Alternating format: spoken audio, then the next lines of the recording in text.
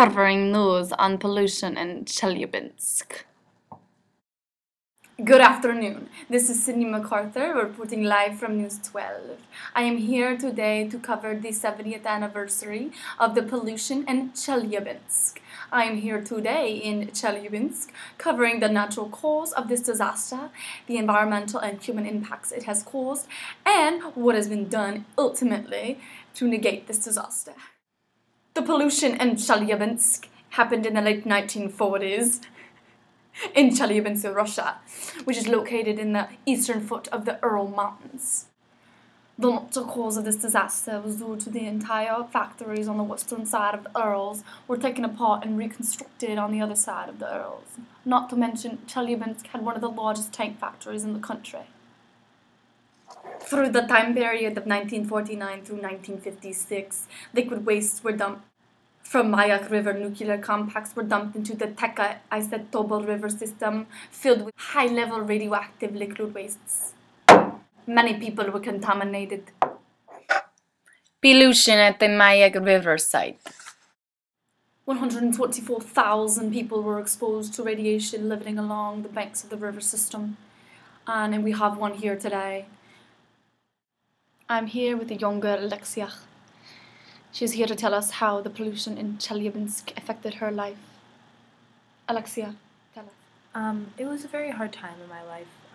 My family was told to evacuate our home due to the high level of radiation in the river, and I felt very weak and sick, and so did the rest of the people in my community, and I still feel those symptoms today, even 70 years later. Thank you, Alexia. Have a good afternoon. Thank you. Death and diseases increased dramatically.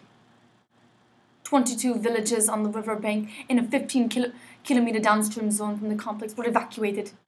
Birth defects and cancer deaths soared. The amount of lead and radiation contaminating the air in Chelyabinsk has caused an economic downturn and the closing of many factories. Protective measures finally began in 1956. When hydraulical engineering measures aimed at immobilizing the positive radioactive substances in the upper reaches of the river were implemented. Then, in 1992, movement of nuclear safety in cooperation with local authorities organized international conference on the consequences of nuclear industry in the Urals.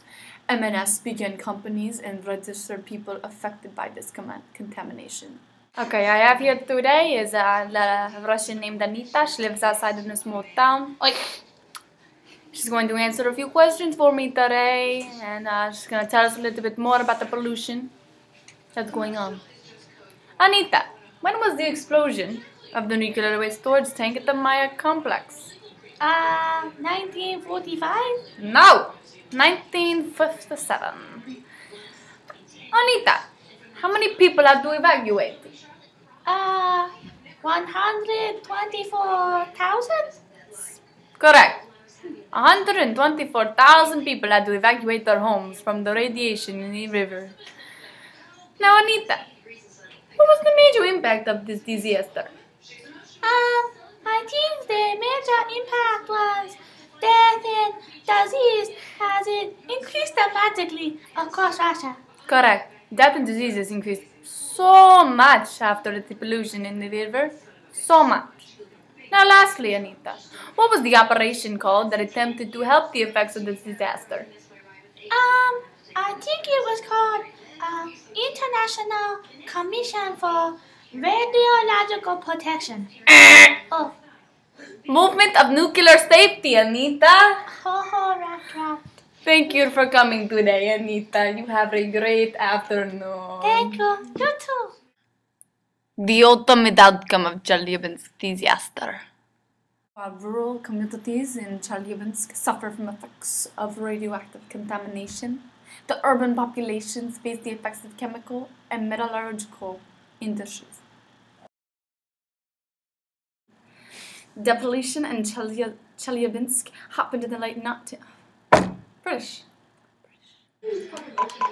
While rural, I can't do this. Tell us how the pollution in Chelyabinsk affected her life. Alexia, tell us. No.